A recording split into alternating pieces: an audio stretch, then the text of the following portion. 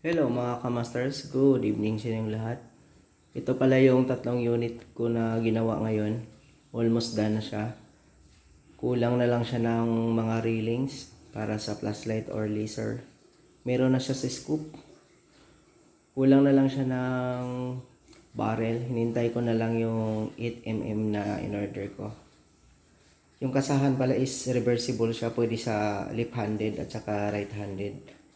Saka pwede natin palitan yung mga barrel. Basta sundin lang ninyo yung setup na ginawa ko. Old school to siya pero napakalakas na unit. Ikutin ko muna para makita nyo yung kabila. Yan, may mga railings na siya para sa scoop. Yung railings na lang para sa mga flashlight, laser, bipod. Yun na lang ang hindi ko pa naikabit na ubusan ng oras. Available tong tatlong unit na to.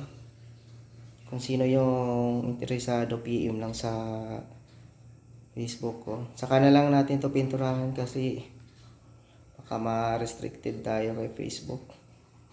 Ganyan lang muna para laruan talaga itsura niya. Yan. Pumutok na yan siya. I-try ko na yan tatlo kanina. Pag may time, pwede natin i-test fire yan.